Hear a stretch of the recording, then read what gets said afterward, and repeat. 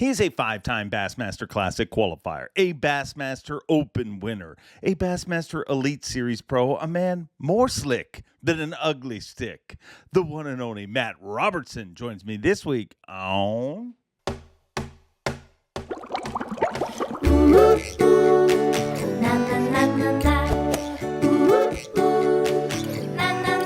I'm Bob Cobb from the Bassmaster. Welcome to Mercer.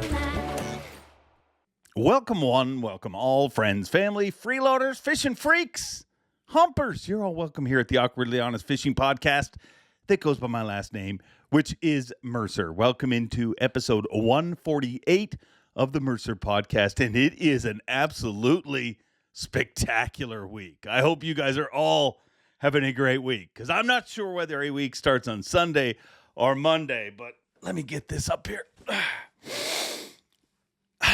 My week started on Sunday evening, and really it's been spectacular. For those of you listening to the audio version right now, what I have propped up on my shoulder is a spectacular Kansas City Chief Super Bowl championship heavyweight belt. I mean, it is leather, it is metal, it is rhinestones, and it is one of the most righteous possessions I have in my life. And obviously the reason that this week is so special for me is because, yes, the mighty Kansas City Chiefs are back-to-back Super Bowl champions. They got it done. Unbelievable. What a finish to that game.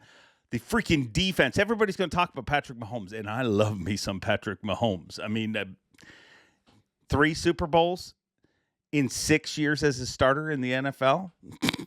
I love him. I love him. But, man, our defense, Chris Jones, shout out to him, who is an angler, so that gives you another reason to love that dude.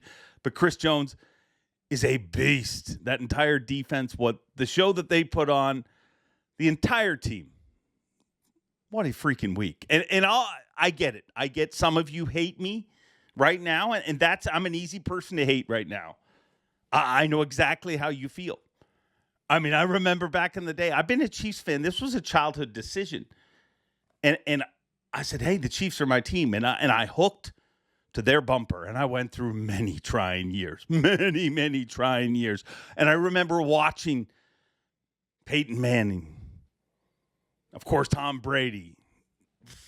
Ben Roethlisberger. This goes on and on. All of these quarterbacks would come along. And I'd be like, could we one day, somehow, could we get the guy? We have the guy. And the Kansas City Chiefs are back-to-back Super Bowl champions. It is unbelievable. And as I said, I know exactly how you feel, because I remember how I felt towards the Patriots. I remember exactly how I felt. I hated them so much. I wanted them to lose so bad. I mean, they just keep winning.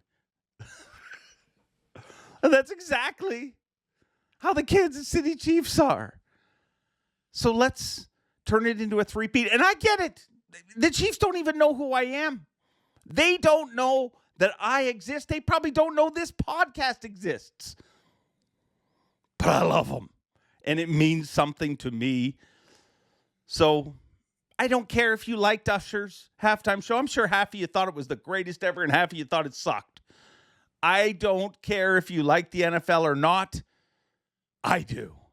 And I love the Kansas City Chiefs. And trust me, season after season, when we couldn't gloat, I didn't. But now that we can, I will. So, without getting too carried away, one more breath in of this incredible championship belt. It smells of rich leather, metal, rhinestones, and righteousness, because the Kansas City Chiefs are the world champions. I'll just leave it on my shoulder. I mean, it looks good, doesn't it? I mean, just look at the way the light hits it. It is so spectacular. That's probably about what Patrick Mahomes feels like when he looks in the mirror every day. All right, enough about that. Big news. I'm going to be at a trade show this weekend. If you're in the Toronto area, I will be at the Spring Fishing and Boat Show, a trade show I love to speak at, but I never get a chance to because it always seems to conflict with the beginning of the Elite Series season. Well, we're a week apart this year, so on Saturday at 1 o'clock, I will be there. I would love to meet all of you fine folks, no matter who your football team is, come on out. We'll talk about fishing, and I'll probably still be partying a little bit. So friends, family, humpers, all of you, come on out. I'd love to meet you at 1 o'clock on Saturday at the International Center. If you're from the Toronto area, if you're not, come on, get on a flight, travel in. I may still smell of alcohol. But speaking of smelling of alcohol, I shouldn't have said that about our guest. I mean, he has smelled of that a time or two in his life, I'm sure. But he always tells it like it is. And if this Chiefs parade of happiness hasn't turned you off this show, I appreciate you for sticking around, because he's probably going to say something that offends you too, because he only knows one way to tell it, and he tells it like he sees it. He is the one and only Matt Robertson. We are the champions, my friend.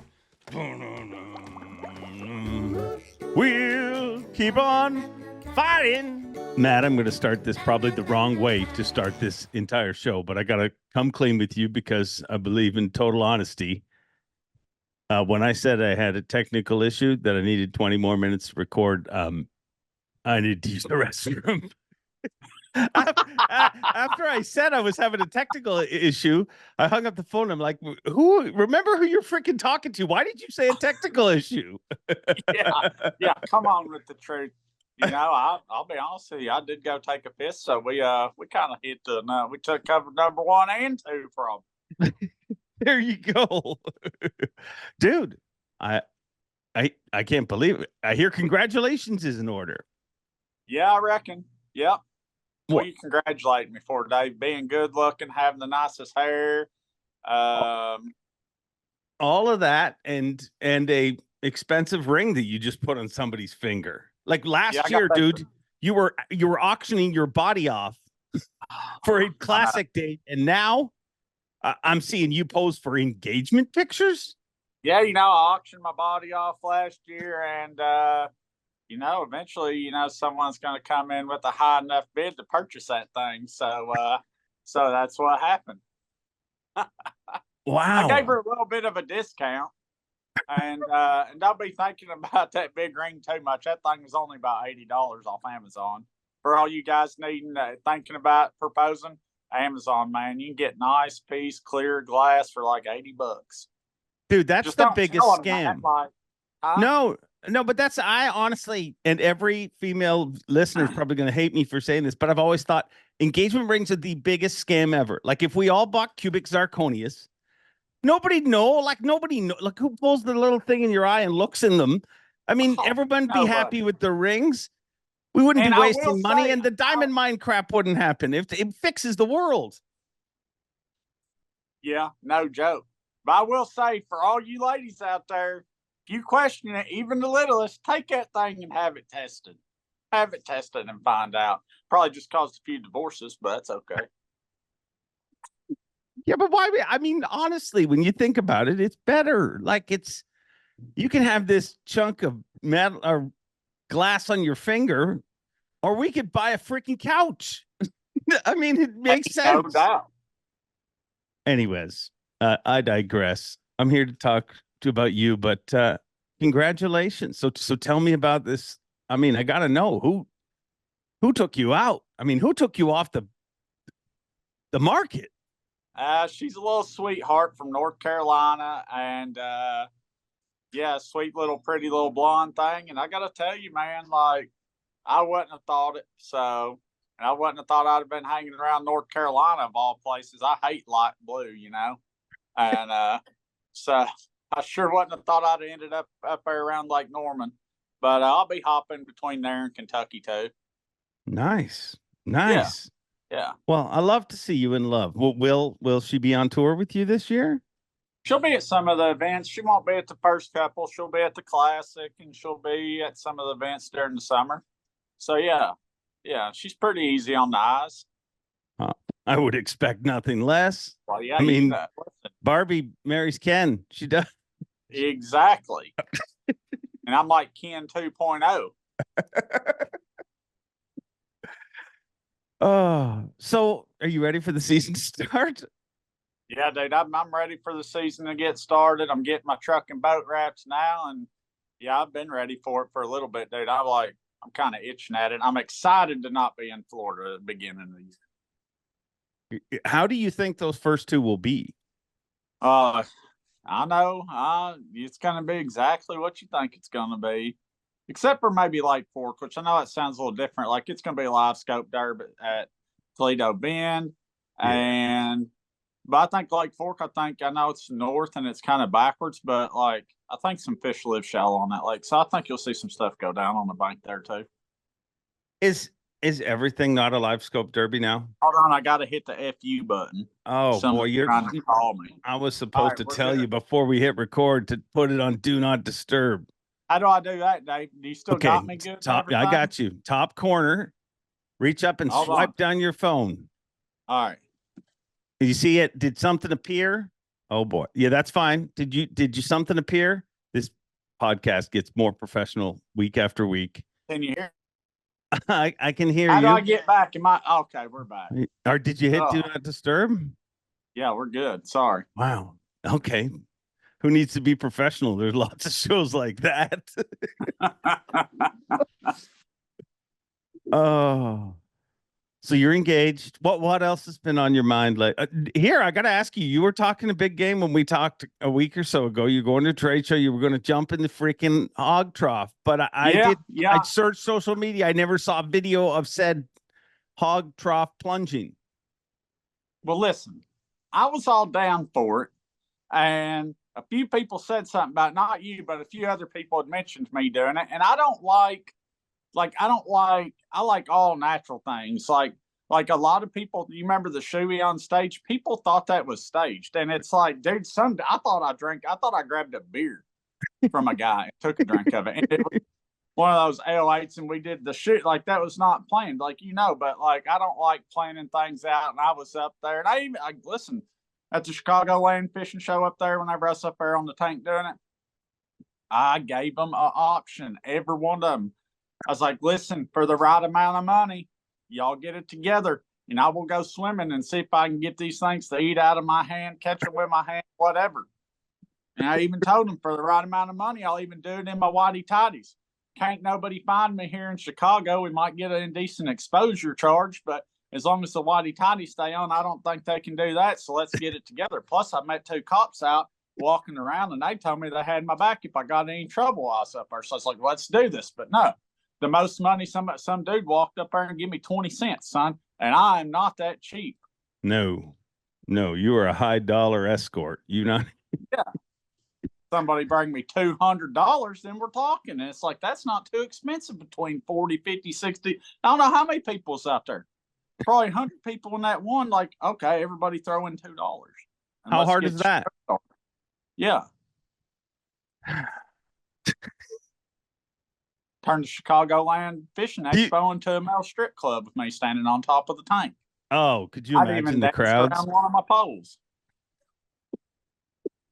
Dancing around me ugly stick. Do you think it's right that you did the shoey on stage? Like you kind of took, like, I mean, you would think that, I mean, if there was chugging beers, a Canadian did that first, which is fitting. You would think the Australian guy gets to do the first shoey, but you kind of stole it from him.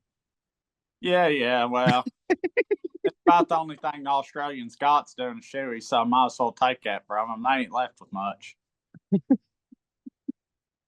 Okay, let's not start a war with the Aussies. I think they really like you. Let's start a war with the Aussies. I got them barracuda, underfish they go fishing for. I don't even know what they're called. It looks like a daggum freshwater snook. Like, they ain't even got bass over there, I don't think. No, not like they've got a fish called a bass, but it's not like a largemouth, smallmouth, spotted bass. No. Yeah. Well, the Australians really liked you up until now. I like the Australians. I'm just giving them a hard time. So, what is this time of year like for you?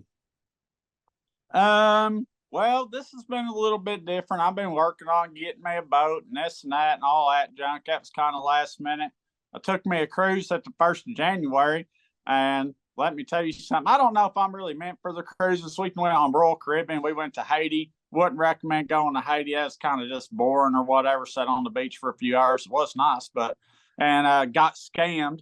Listen, I ain't one to normally have one pulled over on me, but it just happened, and me and my girlfriend, or fiance, whatever you want to call it, was up there, and we get to Haiti and we go walk up. I left the dadgum sunscreen, so we got to get sunscreen. So we start walking to the little shop up here, and this dude's like, "Oh, come to my shop up here. You know, it helps the village out." We walk up there, and they got these daggone these wooden wine cups and these different things. And he's like, "Oh yeah, not made in China." And starts beating it. I'm like, "Yeah, whatever." And she was trying to get some stuff for her place to kind of decorate a mantle or whatever. And they were all right looking little cups. It's kind of ugly, black and white, but it kind of fit the theme on this one mantle. So I was like, let's just get I thought she liked him. I was like, "You like him?" She's like, "Yeah." Kind of, he was going on. We was trying to communicate, not real good communication. And communication breakdown. Yeah, bad. And he's like, she's like, "How much?" And he stuck in the bag and was like, "You want them?" And he's like, "Oh yeah, have this bracelet, have this heart-shaped rock, blah, blah." And I thought she wanted them. He said $60. I'm like, Jesus, son, $60 for 2 wooden cups? Like, god dang, man, like black and like they look cool, but they ain't $60 cups. They about $5 cups. And whatever, I just paid the $60. Like, and I'm like, I was like, we got to get out of here. There's like 10, 15 other people like, "Come to my little shack, look over here." And as we're walking away, we're looking in these shacks. Everybody's got the same cups. Everybody's got the same heart-shaped rocks. Everybody's got the daggone bracelets. I was like, "We just got took." She's like, "I know. We just got took." I was like, we're done. Like, going, sitting on the beach and drinking some daggum pina coladas and stuff. And that is it. Nice. But, How big was this ship? Like, we were just in Miami and it was ridiculous. They're like floating towns. That's what we one went at out a rock climbing wall and a friggin' 3-story water slide. It's like Richie that's Rich. What we went on. Yeah, we went on one out of Miami. It's Independence of the Sea or something. And dude, they got a casino on there. They got ice skate. You watch ice skating shows. You can go up on top on the beach or on the water. And dude, if I had the biggest regret of my life, and she told me to go up there. She told me to go up there. They have a sexiest man on the ship contest, and I did not go. I will never miss it. You're again. lying. No, I swear. I was like, that could have been part of your intro. Dude. Voted sexiest man alive on the Epic of the Ocean cruise. I got a whole routine next time I go on a cruise for this. Like, I got different rounds, like 3 or 4 rounds. I'm gonna put my hair up under a hat, go out there, do my thing, dance a little bit, and then whenever the rounds matter, you got 3 judges sitting up there in chairs out here, and you go out there and dance for each one. Well, I'm gonna go out there and drop the mullet on them, pull the hat off, let the hair fall on them. Like, yes, like, dude, I'm telling you, I can't wait to go on my next cruise just for that. It's like tickling and Bass's lateral line. I mean, the women can't stand. I mean, you touch them with the mullet, and oh yeah, dude, like, it was ridiculous. It wasn't even. I was like, these guys are boring. Like, I don't know. Why did you get bashful for the first time in your freaking life? No, it wasn't bashful. I was up on this other deck and I had to get down there. I was like, I don't know. It wasn't really a bashfulness. It was kind of a delayed decision. I thought I had time to think about this. I didn't know I had to decide right then and go. I thought I had like time to sign up, think about it. Okay, it might be 2 hours later. Yeah, you were chill. You were vacation, Matt. Yeah. So after that, got through that deal. We discovered the casino on the boat. Uh-oh. And listen, we learned how to get free cruises. So I know you're going to think that's crazy. We learned how to get free cruises, Dave. And anybody listening, you want to know how to get a free cruise? They all thought they were tuning into a fishing podcast. We're going to teach them how to win free cruises. No, this is legit. If you want to go like an on internet scam for the rest of your life. Okay, I'm listening. We went to dinner and we met this older couple next to us and their daughter. Her daughter is like my age. And we got what were their names? Or would you rather not? It's like Fashade and something else. Like, listen, I can't, like, it's not pronounceable. Real nice people though. Real nice people though. And they're from down there south of Tampa. But anyway, on Royal Caribbean, you got the casino. It's owned by Casino Royale. Well, you have a card with you on the ship, and you put it in the slot machine. Yeah, player's card. Well, it's a card you use for everything on the ship. Anything. Oh, wow. Okay. And but it's used in there too. And so you stick it in the machine, and for every $5 that goes through the machine, you get a point. Okay, so say you set down the slot machine, you lose $100. Stick $100 in, never win. That's 20 points. Okay. And all right, so I know this sounds like a lot, but if you get 1,500 points, they send you a list of cruises that you can pick from. If you get 2,500 points, you can pick any cruise in the world, like Mediterranean Sea, wherever. All right. So they told us about this, and we're looking at our card, and we got like 400 and something points on one of them. So we start playing, and dude, like we would walk around, and we just like, she would get like this sixth sense, like she's a baller, like the sixth sense. She'd be like, "That's the machine," and we'd go over, probably exactly how she felt when you guys met. Yeah, like, you know that. Like, yeah, she knew she hit the jackpot. But we went over, sat down, dude. She won like $400. Well, we were doing this, just picking out machines, going with our gut, just like fishing.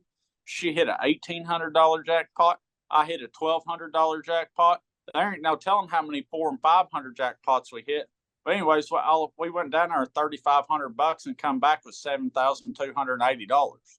Like we won. But like, I'm not going to say it's going to happen every time. Okay, that's just happened. We just got lucky. But back to how you get the free cruise. Oh, you go on the cruise. You say you put $100 in, you win $20, and you run through at 20. That's 4 points. And so go get 1,500 points, and you know how like a casino will comp you a room. Well, yeah. Casino Royale comp you a cruise, and that's the 1,500 points or 2,500 points. And it doesn't take that long to get that. Honestly, I figured it up. If you go on, you got to pay for your first cruise, and if you take $1,000 with you, and play on that in the casino, like even if you lose the $1,000, like that's where you're going to get your free cruise. Like, so a week's vacation, you can't do nothing for $1,000. Go anywhere. Yeah, but what if you're real unlucky and you lose like every spin? Do you still accrue the points? You won't. Yeah, but you might not be. There. You might not have, dude. You rolling with Lady Luck. You ain't gonna lose every time like that. You don't know some of my buddies. I mean, I have faith. Well, you better take your 2,000 then. Wow. So how many? Where's the next cruise going to be? I don't know. We're thinking about going right before. I don't know. I want to go on an Alaskan cruise this summer. Yeah. Overstreet went on one of those, and he said it was awesome. Yeah, that's what I hear. That's what I want to do. I'm not really a cruise kind of person. Didn't think I'd be, and I would recommend getting the drink package. Yeah, you can't drink 7 pina coladas because then you really start to bloat and you get gassy. What do you switch to? Because I know you don't stop. No, like it's just got anything on the rocks. You can't eat the frozen stuff. Yeah, too much of that. It's no good. Yeah. But the first few are incredible. That sun hits your skin. You drink you're proud to hold a freaking cup with an umbrella in it. Any other bar in the world, you're like, I gotta hide this. But there, you're like, screw you. Put 2 umbrellas in mine. Oh, yeah, they're good about it. You can keep them coming. Hey, how'd you get engaged? I know there's some story to this. Come on. I got suckered into it. No, but how'd you ask her? I'm just kidding. How did it happen? I know you're a romancy guy. I did it at Lake Hartwell the night before that Onum tournament I had. Okay. And the evening before, beautiful sunset, whatever at the Airbnb is almost picture perfect. But yeah, just kind of went out there in front of the house in between the lake, and the family was up there in the upper so they knew. Did they know? Did. Yeah. Nice. I'm a little sneaker. Nice. Did you did you ask her family if you could marry? Like, is that too old Oh yeah, fashioned now, or do people probably still do same. that? I I asked her. think so too. Yeah, but who's going to say no to me, Dave? I mean, gosh dang, look at me. Just like hitting a 777. Cha-ching. I'm everything you could ask for. Just ask him; he'll tell you. Sounds like things are good. Last year, dude. Last year, you were more lethal of a tournament angler, wouldn't you say? Like the amount of times, and if I was better at my job, I would have gone back and done all the research or whatever. But the amount of times it felt like we had an event and you were threatening to win, whether you led a day or you just were on that kind of bite. Why? Yeah. Why do you think that was like that last year? Did you fish different? I think some of it was house luck. Like, I don't even know how I caught 28 pounds at Lake Murray. Like, I really don't. It wasn't. I don't even know how that happened. It's because my boat was broke down till 11:30. Like, Jesus, I pried out my dash and all that stuff, and I bring in 28 pounds. Like, whatever. And dude, I went out there, didn't give a fish how I like to fish and fish to win. You know.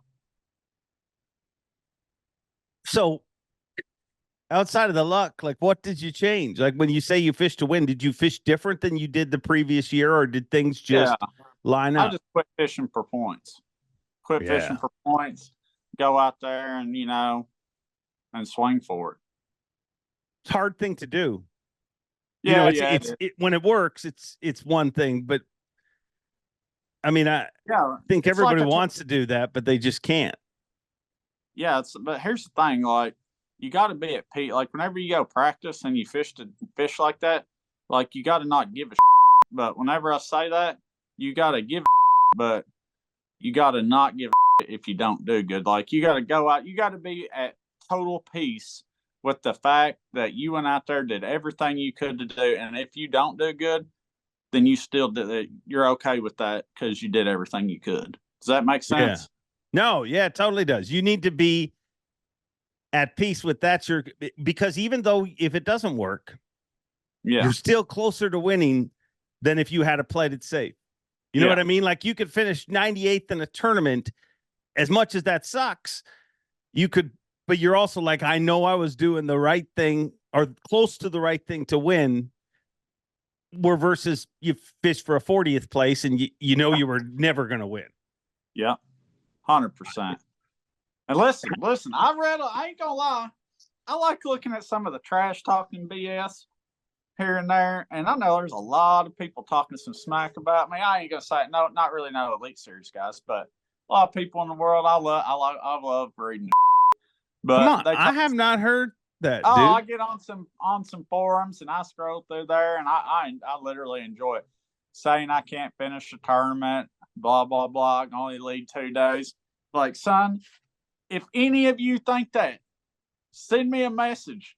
I will come to your home lake and take your money from you on your home body of water for however many days you want it.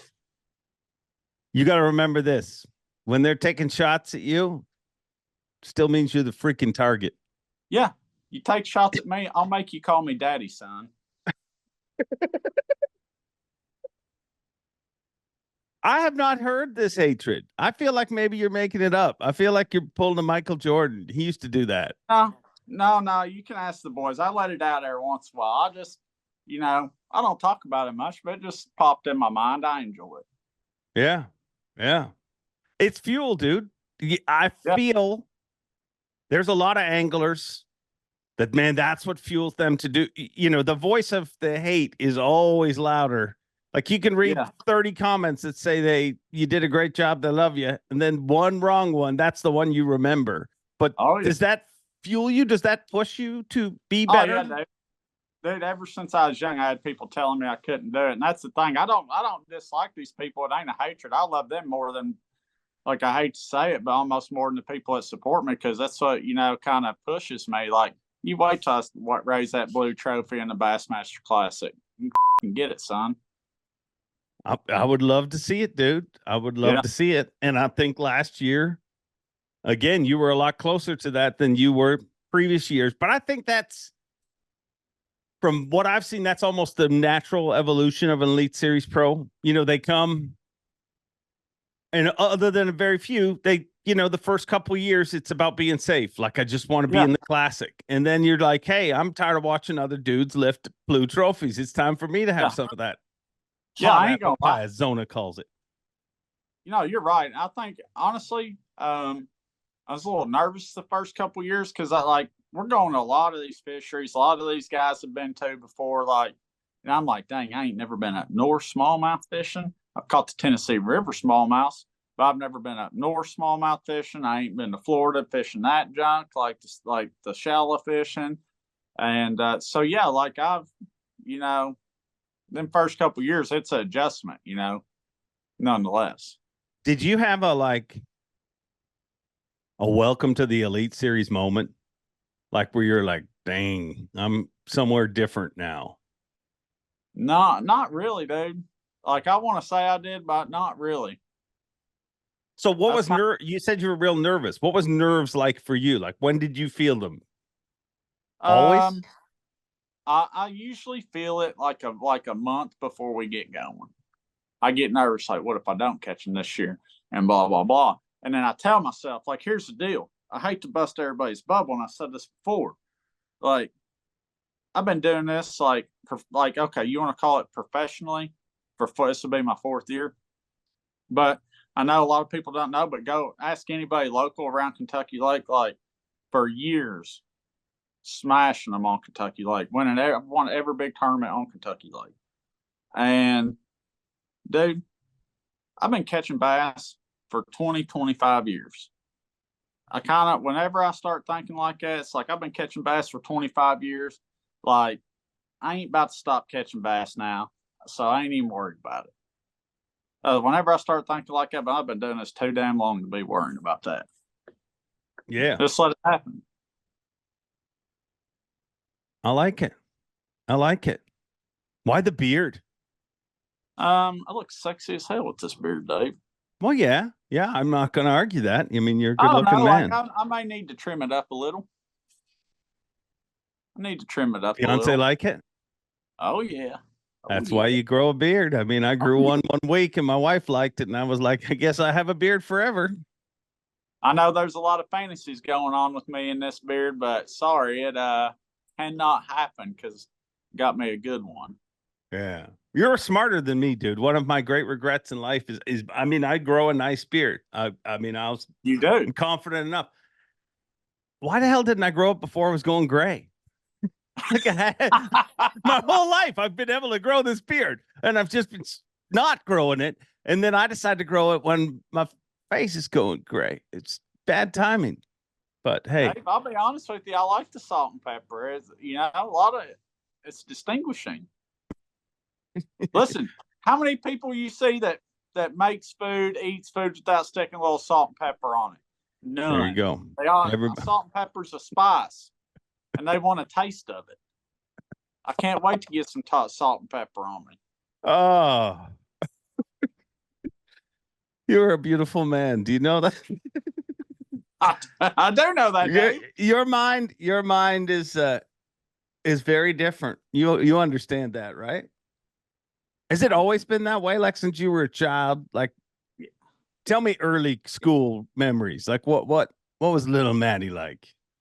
Yeah, you know, I was about, I don't know if I would say quite as eccentric, but I was pretty much the same. Like, you know, we was pulling some stunts and some pranks and stuff, playing bumper cars with our cars and stuff, like real cars. Yeah.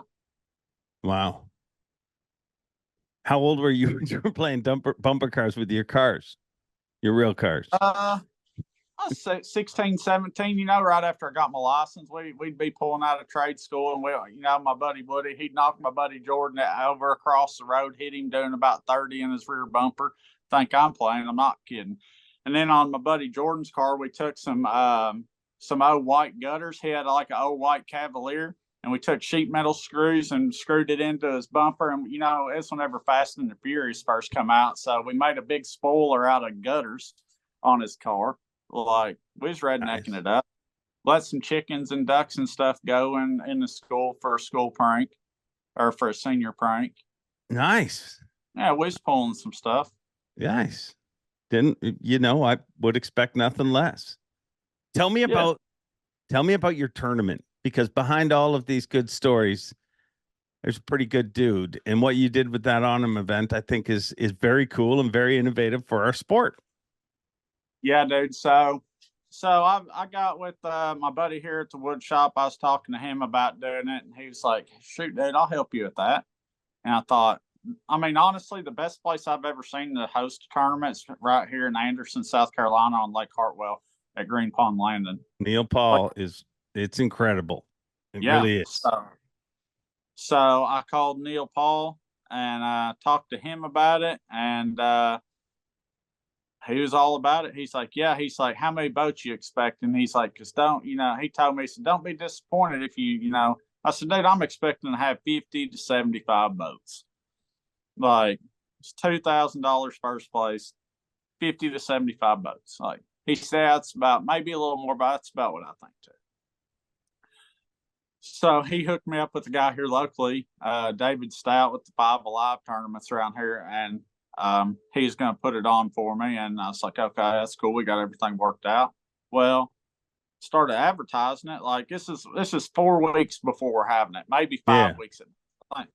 And dude, he calls me. He's like, Matt, we got 100 boats. I was like, no joke.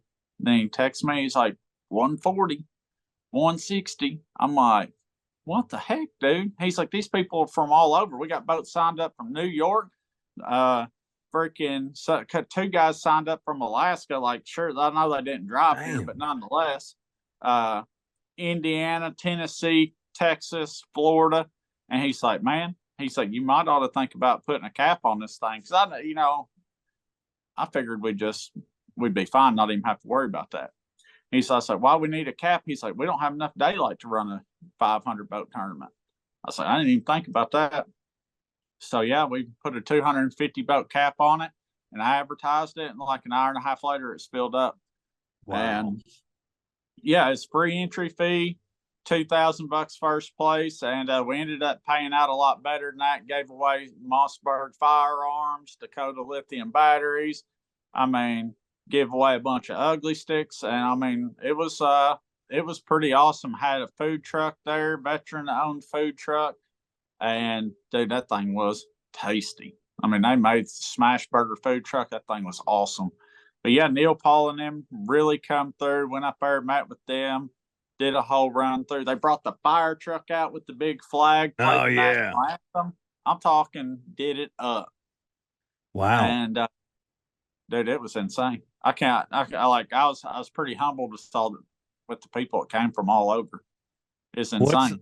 What's your plan for the future with it? We're going to do it every year now. I'm just trying to decide if I really feel like Neil and them, we've talked about it. We've got some big ideas for doing it here, but I feel kind of torn to have it at home, in Kentucky. Yeah. I feel like I kind of owe it to those people. I don't owe nothing to them people, but to the fans out there. Like, that's my home area, and I feel like I might have it on Kentucky one year. But you can move it around. Yeah, that's what I say turn it into a fishing version of Willie's Picnic, dude. Make it as big as possible. You can do that. I'm saying. And I want to have it during the summer this year. That way, I want to have 500 boats. I want to do a lot bigger payout. I want to have 500 boats. And it was insane. Everybody who helped me, I appreciate it. Gosh dang. Like, the fiance's family came, my mom came, my buddy Willie came, a couple other friends came. Like, dude, it's unreal, the support system. That's cool. Why'd you want to do that? I just want to do it for fun, man. Like, it was just something, just kind of do it for fun, give back a little bit. And and it just blew up. Wow. Well, I look forward to watching it evolve, because I believe it's going to, dude, I think you've connected with a rare group of people. I think it's awesome. Like, I think that there's obviously Swindle's got his following, there's and I hate even mentioning names, but I think there's outliers. And I hope you take this as a compliment. Like the two outliers that have this crazy cult following is you and Ben Milliken. You know what I mean? Like from two different worlds, but it's like there's a different group of people. And I don't mean that as an insult, but there's people that like specifically have been drawn to the sport because of you. I mean, and I think to me that's, hey, you want to make it in pro fishing? That's what you want to be. Somebody, and you don't have to be you. You don't have to, you're who you are. Brandon Polnick has an insane following too, but he's built it in a totally different way. But thank you for what you're doing for the sport, is I guess what I'm trying to say. Yeah, I appreciate it. I don't know exactly what I'm doing except for being myself, but I do appreciate it. Why do you think people are reluctant to be themselves? Like, did you ever go through that? Did you? No, I ain't never gave a shit enough not to be. I don't mind pissing people off or breaking the rule, getting in trouble. I've been suspended from school. I've been fired from 6 or 7, 8 jobs. Like, whatever. Love me or hate me, I'm going to be me. Exactly. A lot of people don't think I'm really like this, but come hang out for 5 minutes, you'll find out. I know 100%. If I could stop choking on water. This is you. When we talk, literally the only difference is a few less F-bombs. I mean, I kept it a little. I've been working on keeping it clean now. The F-bombs. I've been doing good about it. Yeah. Yeah. It's. Do you think people are getting less offended by that? Don't care. Like the F-bombs are still coming. The F-bombs are still coming, but just, I found myself in front of, nonetheless, like I've cussed since I was a kid. I grew up in a military family. Like I cussed since I was 10 years old. Right. Yeah. But I just find myself in front of women and kids. It's not being as appropriate as much. So I just try to watch myself there. Yeah. The rest of everybody, I have to deal with it. Yeah. I got you. I got you. Any big plans for the Classic this year? Outfits, ensembles? Well,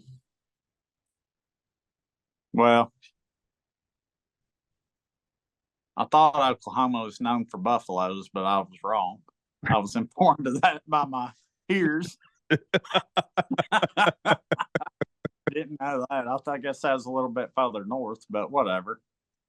Like Jason Christie's from Oklahoma, right? Yeah. Yeah. Dry Creek, Indian, Oklahoma. Right? He's an Indian, right? Yeah, he is. Had to be buffaloes from Oklahoma. Get Jason Christie on the line. Make sure the buffaloes are from Oklahoma. Hey, you want me to try call him right now and see if he answers? Tell him Matt Robertson needs to know if there's buffaloes in Oklahoma. Okay, well let's see if he answers. He's probably fishing. He's been fishing a lot during the day. Getting ready. You hear him? You got it? Here we go. Yeah. Come on. Your call has been forwarded to an automated voice messaging system. I can't. You better leave. Number? I stopped. I was about to leave a message, but I was gonna, but then I was giving his number out, and I could have beeped it. You're right. Should I call again? I can't believe you didn't answer your call. It's kind of disrespectful. I will. I'll beep it out. Hold on. Here we go. Now he's gonna think I'm. This might be the riskiest thing I've ever done in this podcast. I'll beep it. I'll beep it for you. Your call has been forwarded to an automated voice. Okay, we'll beep this out. I got it.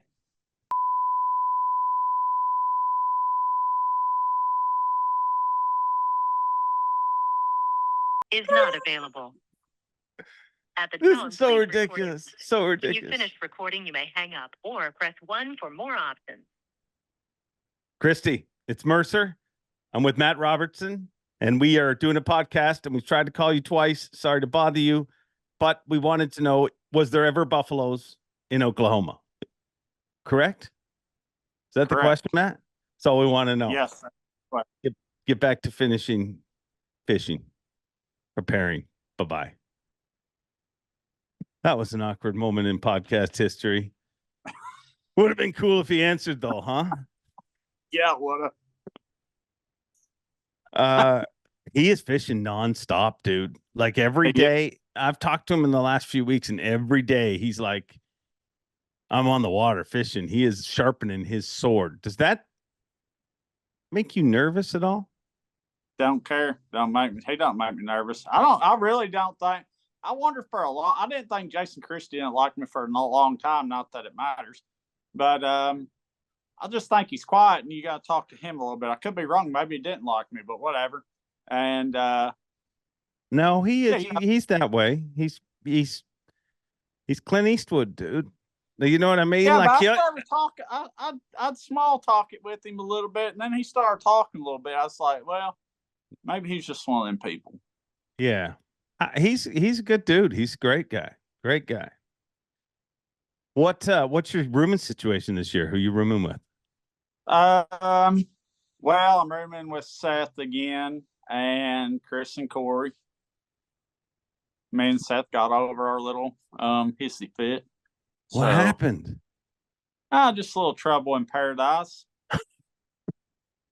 Just a little trouble in paradise. But it's all good. We got everything straightened up. Had to give him a little of that. Come on. Not really. I'm just kidding. He did piss me off though, but we pissed each other off. It was all good. We're pals. So you guys broke up for a little while last year. Yeah. Putting it out there strong though. Now nobody can throw it back on you. You know what I mean? Oh, yeah, whatever. Yeah. People get pissed off at each other. Yeah, it's what happened? Like, or do you not want to talk about it? Once in a while.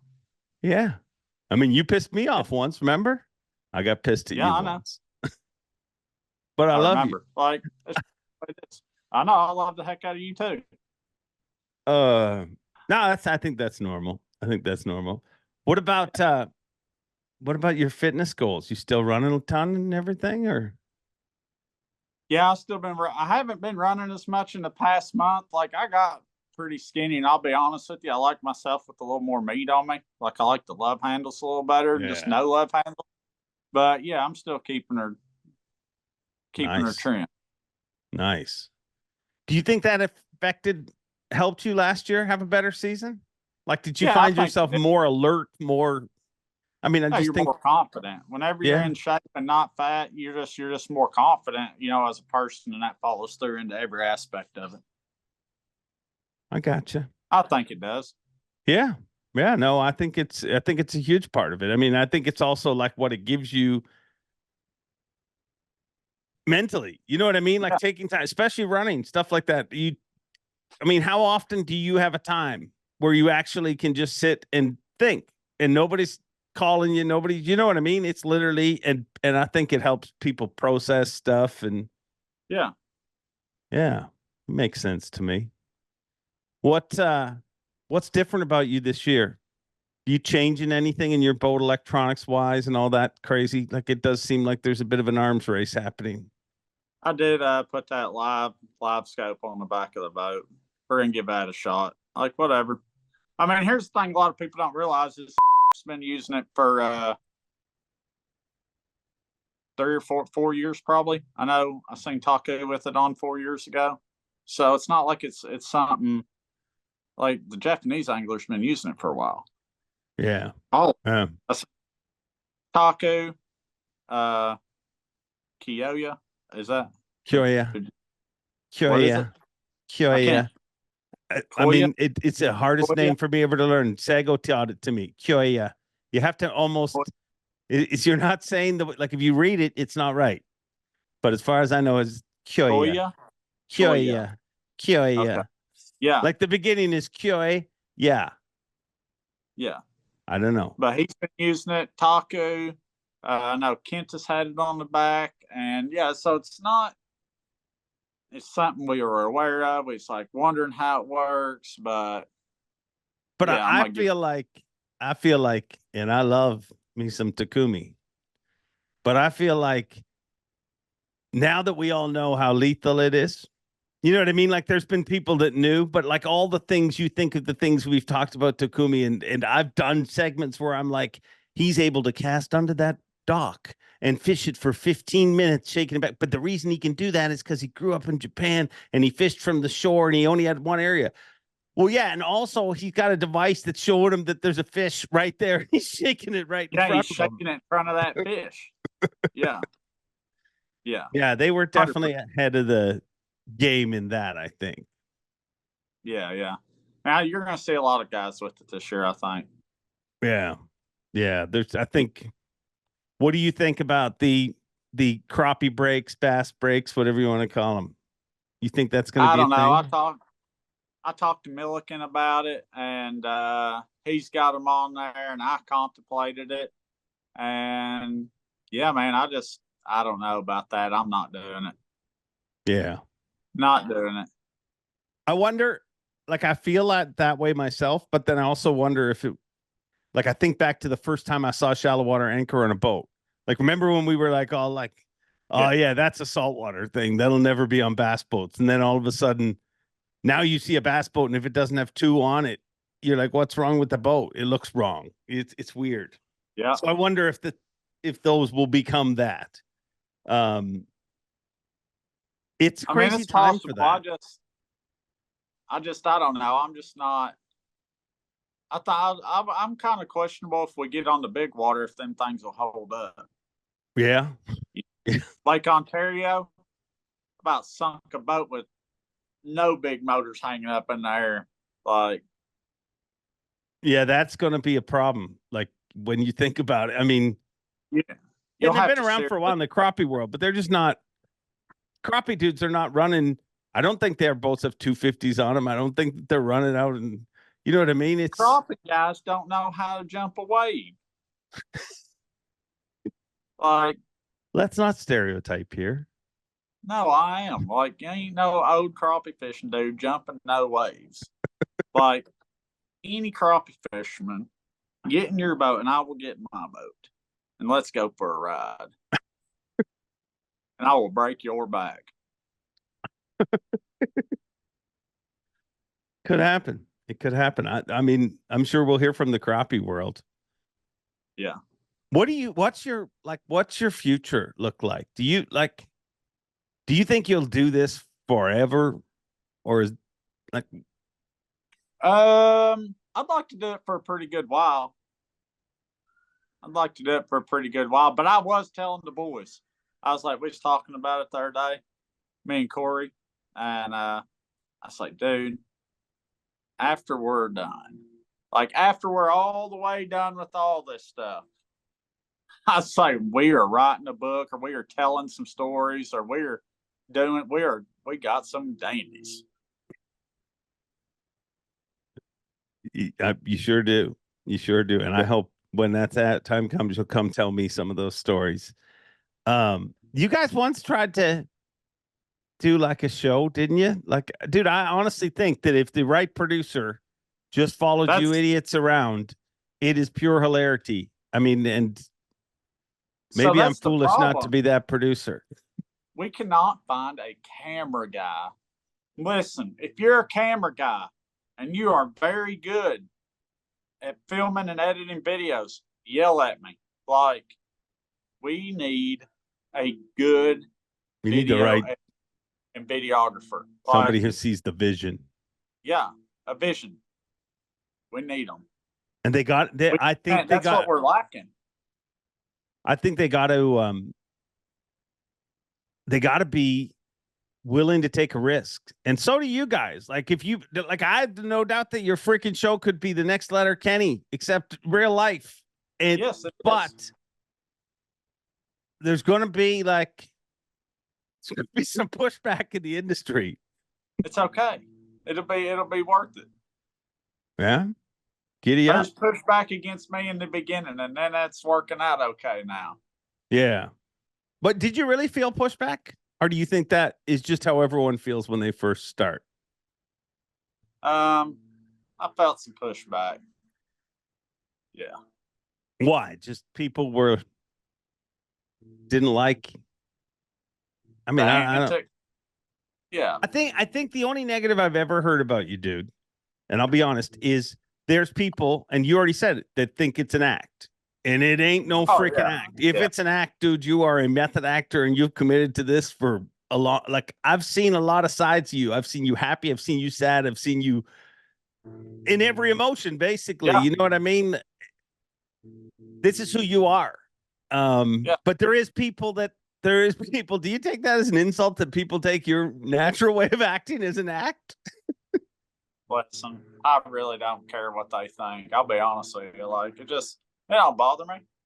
Like, Yeah. what, like I went to some shows, did some shows, met some people, and they just like, it's finally nice to put a face with the personality. That's what two of them said to me. And I was like, yeah, it's like, we was wondering if you really like us or not, yeah. Like, just, I don't know what to tell you. It wouldn't work if you weren't. Like, No. real works. Like, I mean, same with anybody. Like, you got to be who you. I mean, I think you could play a character for a while if you wanted to, but I think real is what connects people to you.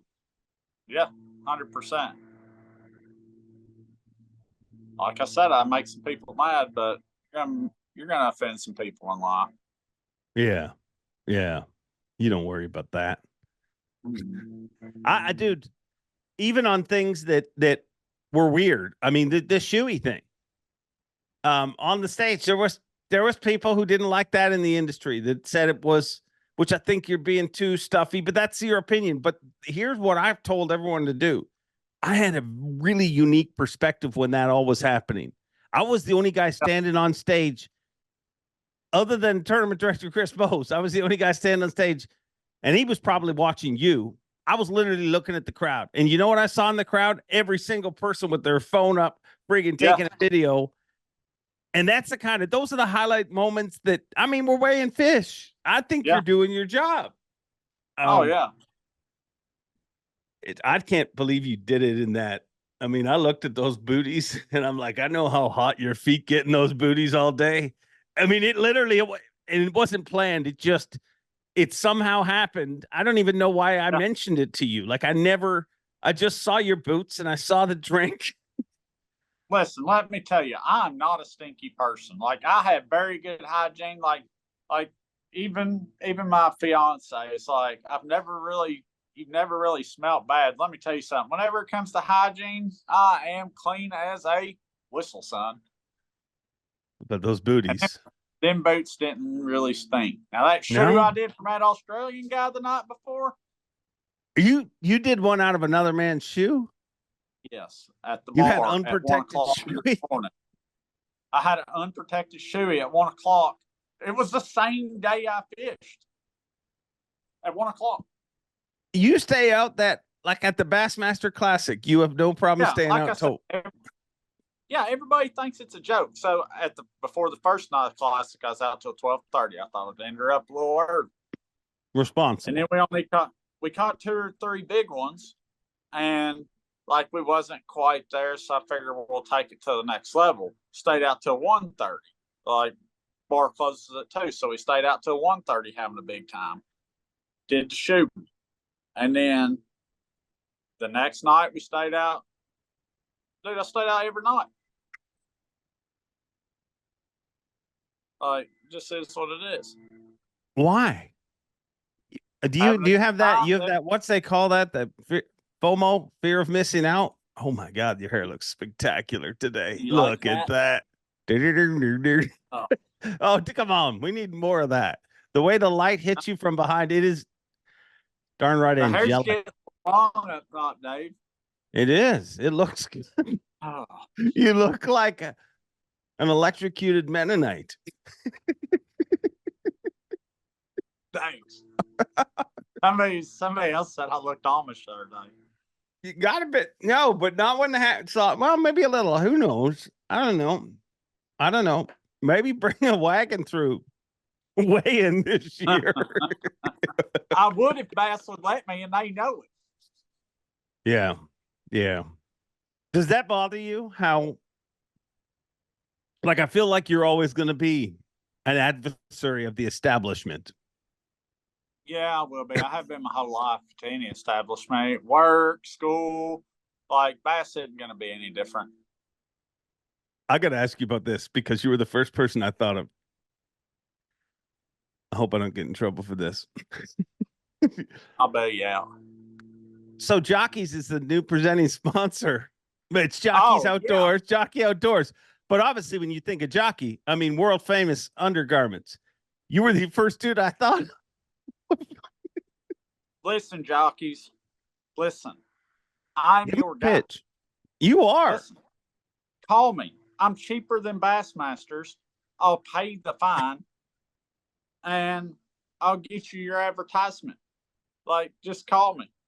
And yeah, you're welcome, Bass. Like, tell me they didn't go to a sales pitch with them and not use me in my underwear.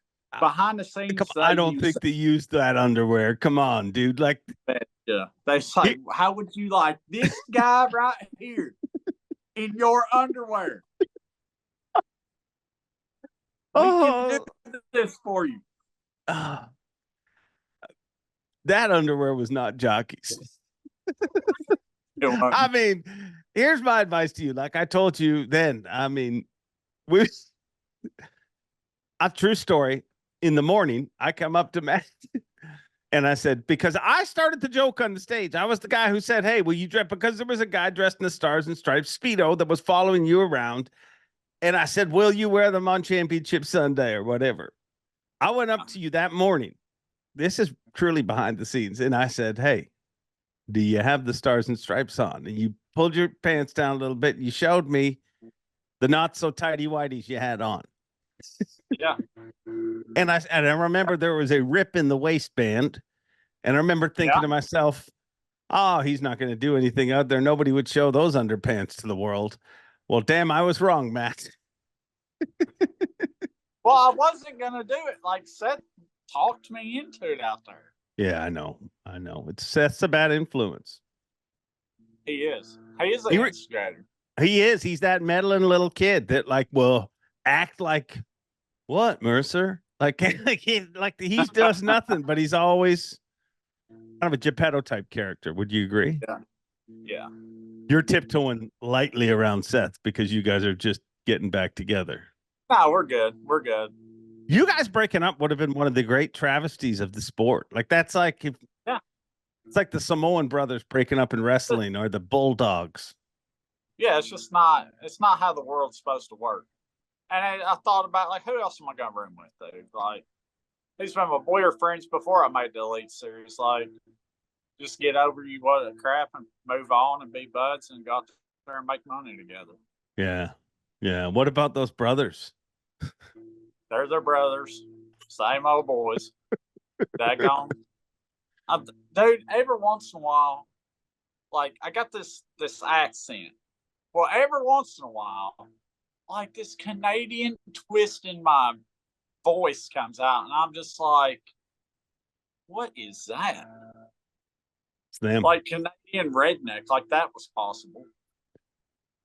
You might have, like, dude, I'm like that, where I can't, like, I don't know why, but I take on accents. Like, I was originally born in Ireland. If I go back to Ireland, like, I come home with an Irish accent. Like, it takes a little while.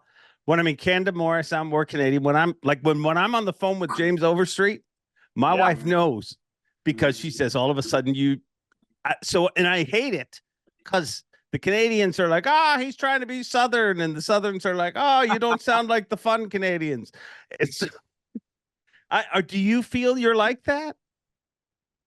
Yeah, I pick up on it a little bit here and there, you know? Yeah. I don't know why. Like accents I said, are weird. One time, and the fiance's like, don't do that again. I'm like, I cannot believe I just said that. Like, it happens. Dude, why do I say y'all every once in a while? I mean, I feel after I say it, I'm like, what did you just say? But it's easier. Like, I mean, that's the evolution of speaking. People used to use much longer sentences. Now it's just surely getting shorter. Yep. I think accents are one of the weirdest things on earth. Like, to me, it's weird that, like, and you look at the United States and how, like, a person from Massachusetts has like they've got a very strong accent. Then somebody from New York, which isn't far, totally different. Somebody from Jersey, like it's weird. Oh yeah, big difference between New York and Jersey or Boston, and yeah.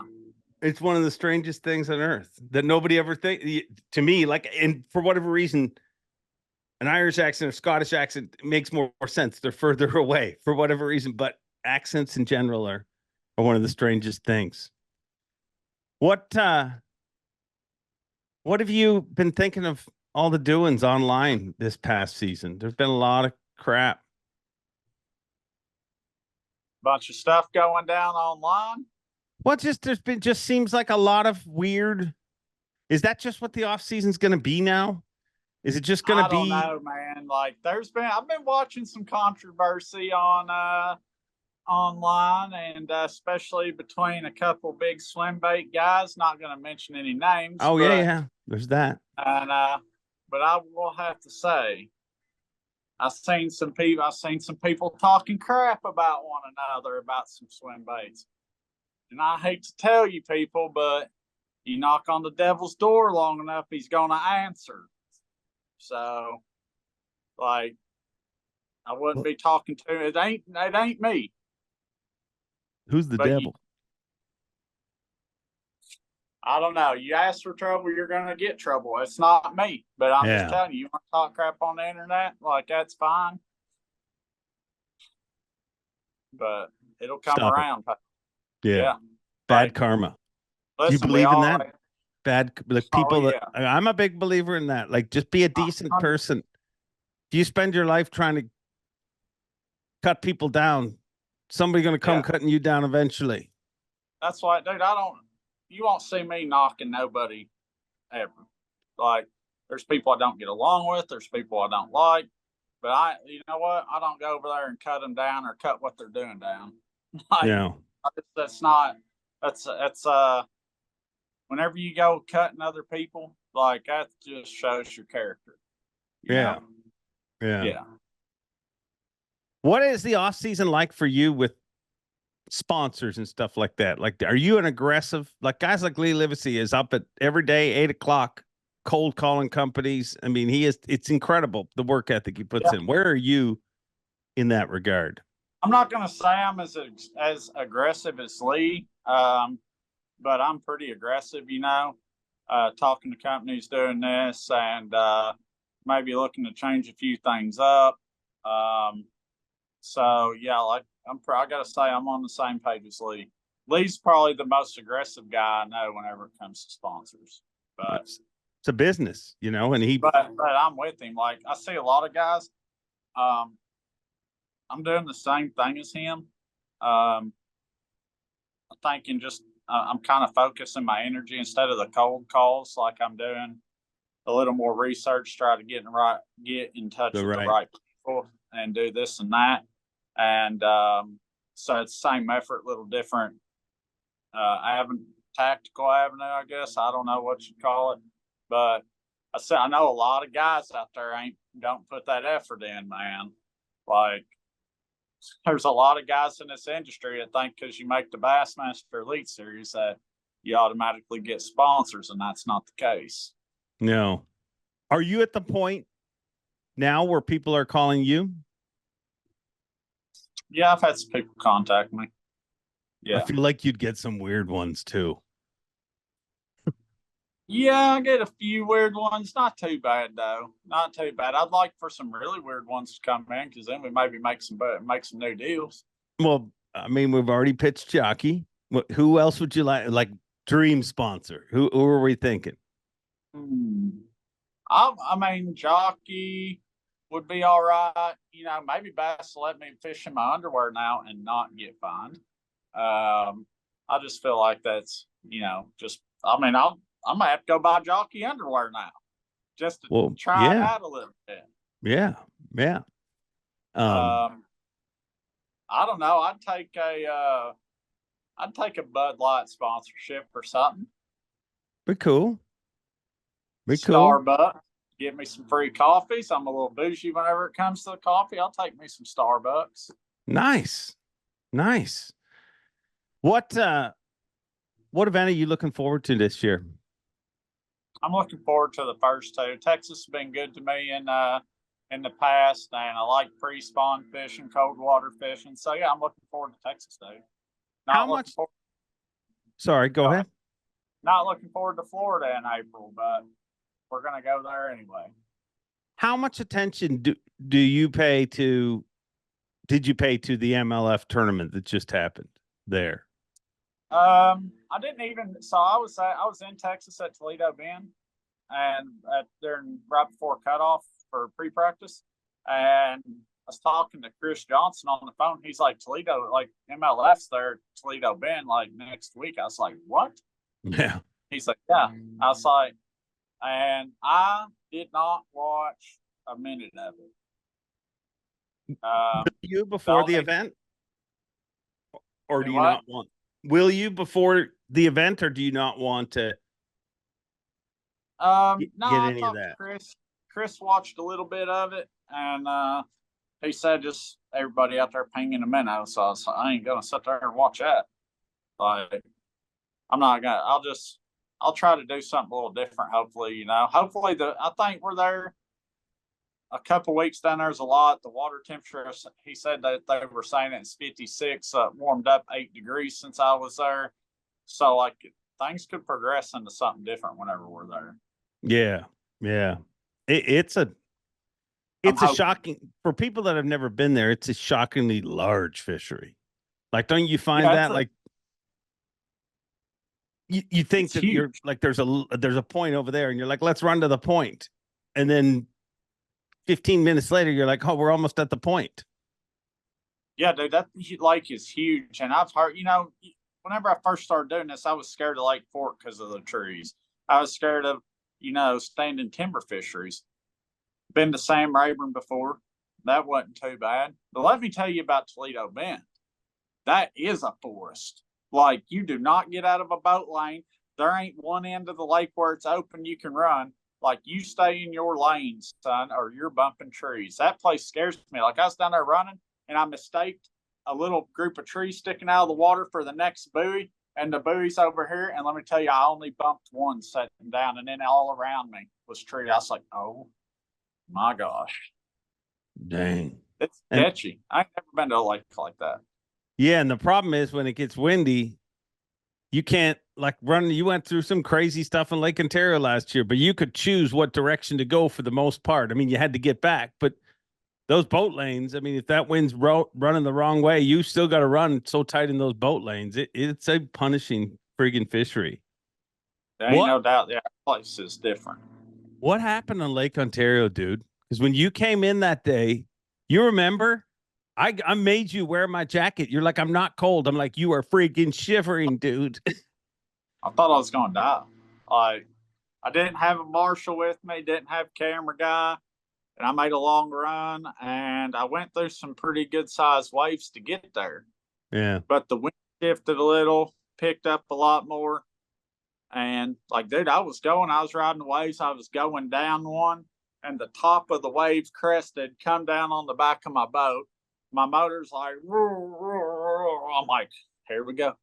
We're going down. Wave crashes up, fills my boat up with water from the back of the boat, not spearing the front, away from the back, fills my boat up with water. And dude, I'm telling you, I grew up on big water. I grew up on Kentucky Lake, and I get some big waves there. Like, big water don't scare me. But I didn't see myself making it out of that one. Wow. Yeah. I don't get shook, though. There ain't nothing shakes me. That shook me. Yeah. It's a lonely place too. Like when you're out there, it's amazing because you go out there when it's flat calm and you're just like, oh, this is like Disneyland. I mean, smallmouth Disneyland is there. But then the very next day, it doesn't even feel like the same place. It's like you put me into hell. Yeah. Let me tell you what, you better have some respect for that place. That's the ocean. Yeah. Did you go back the next day? I did. I didn't have that.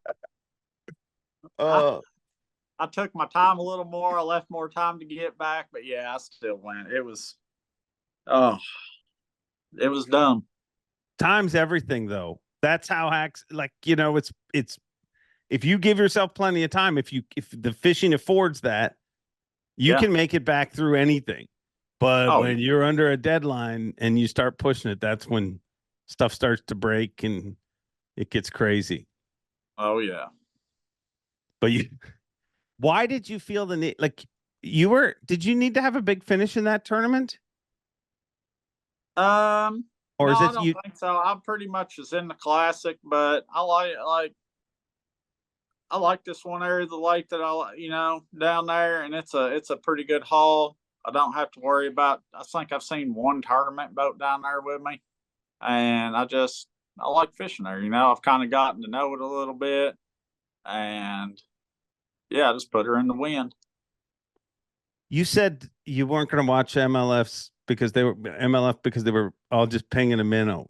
Do you think there's a chance that we'll be just doing a lot of pinging of minnows this year? Yeah, I think so. Good a lot of or bad? Like I listen. I do think that it's a heck of a tactic to get fish to bite. Like, I mean, it catches. Like, it really is maybe one of the best. It might be the best technique ever for bass fishing. And I think it can get a little boring.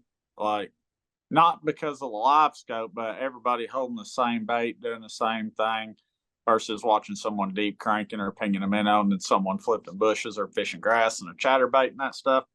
But I do think you'll see some guys.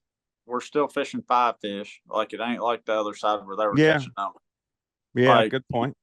This is gonna open up a whole new. All right, you got this grass flat with fish on here. Instead of seeing 20 boats fishing this grass flat over here, you might only see 2 or 3 fishing it. Yeah. Like, I think you'll still see some. Here's the thing about live scope. I know that's a big deal this year, big debate, and a lot of people arguing against it. But listen, John Cox is going out there without depth finders and has been in contention for AOY in the last 2 tournaments every year. And the dude don't even use a depth finder. It's like, yeah. And listen, I don't care if we limit live scope or not. I really don't. Like, I think it'd benefit me more not to have it. But here's the thing. There's only 100 of us. Yeah. You're talking about limiting the best 100 anglers in the world. Like, everybody else, you think little Johnny and his grandpa's going to go out here without it? No. Like, all you think these guys complaining about it's going out there and not fishing without it? No, they're using it. Like, yeah. But you're going to the best 100 anglers in the world. I just think that's a bit of a stretch. Yeah. What do you, to play devil's advocate, what do you say to people that say, well, the best 100 anglers in the world shouldn't need it? Well, I mean, I agree. It's just it's not that you need it or don't need it. Like, this, if you're going to compete, world, you're going to compete. There's been a few anglers that have benefited from it, but overall, you still see the same guys winning.